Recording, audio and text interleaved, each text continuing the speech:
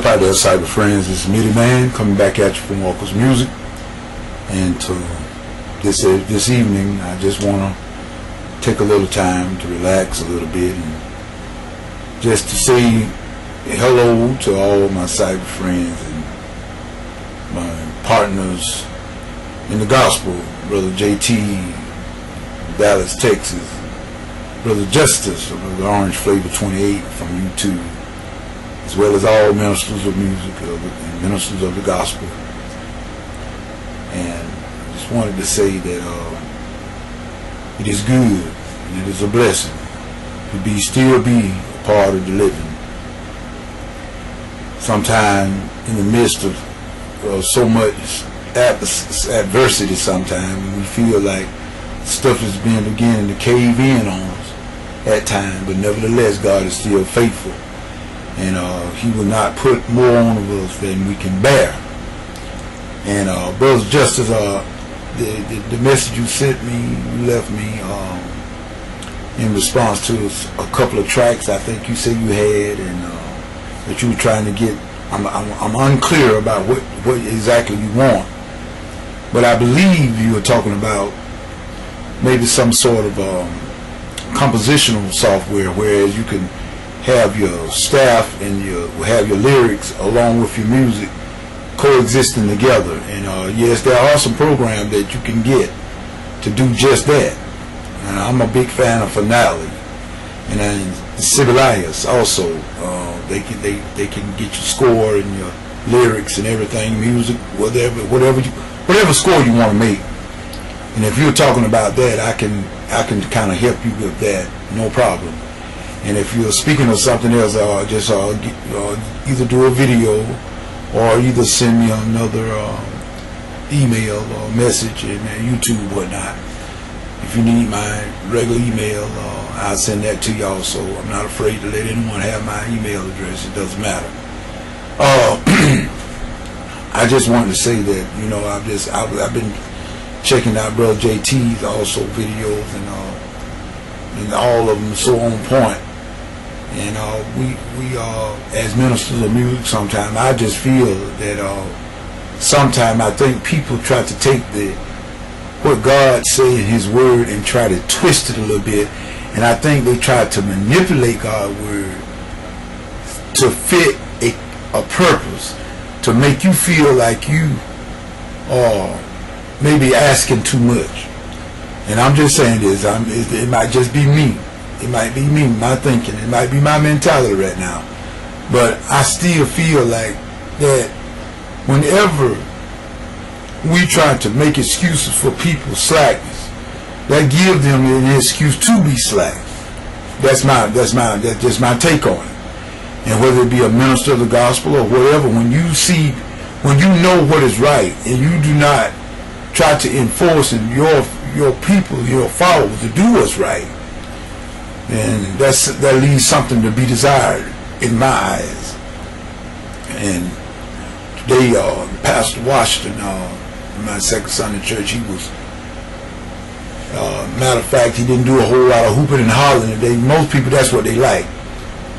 They loved, especially down in the South, they loved all this hooping and hollering in the war yard.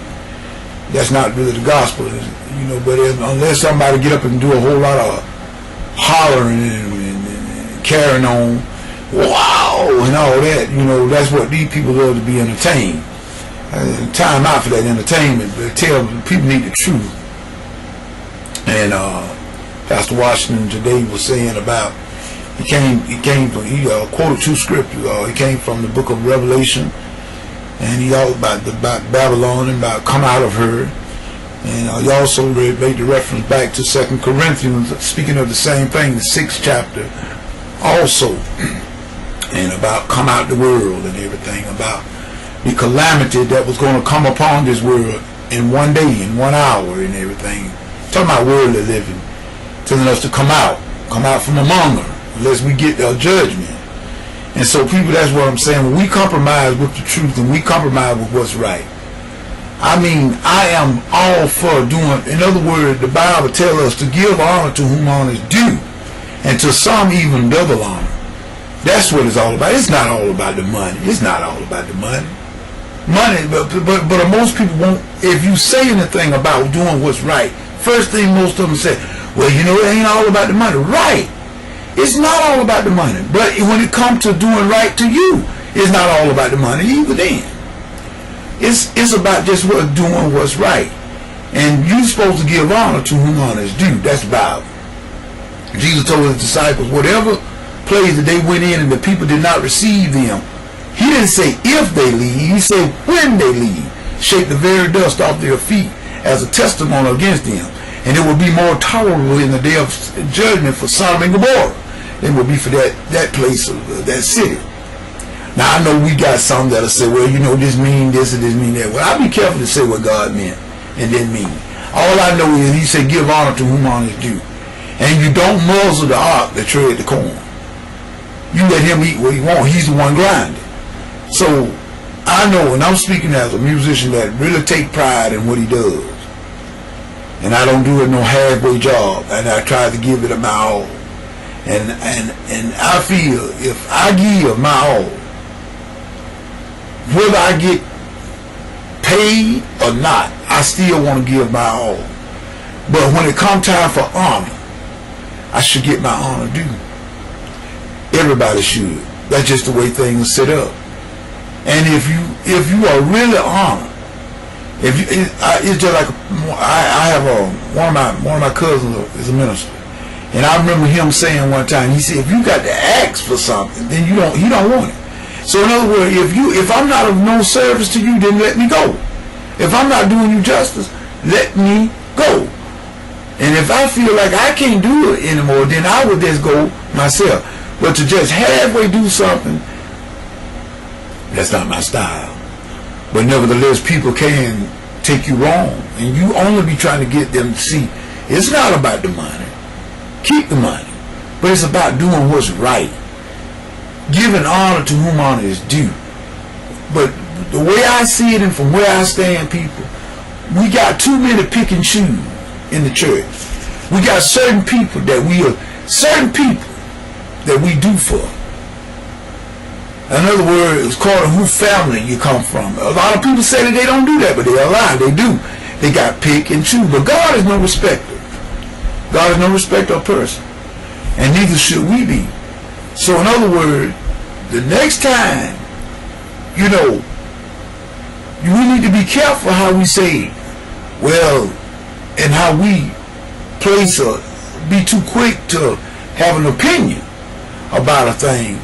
Think about it the next time you are in that position. When it comes your time. See, God got a sense of humor. A man should reap what he sows. So in other words, if I can sit here as a musician and put down another musician, say, well, he ought to understand. Well, then I ought to understand when it comes to me. When somebody do it to me, I better make sure I can understand too. You see, that's the problem with most people. If we thought twice, we would be the genius in our family. We don't think before we speak sometime. And I know I'm guilty of it too. But I'm just saying, the Bible said give honor to whom honor is due. And then there are some that even desire just double honor.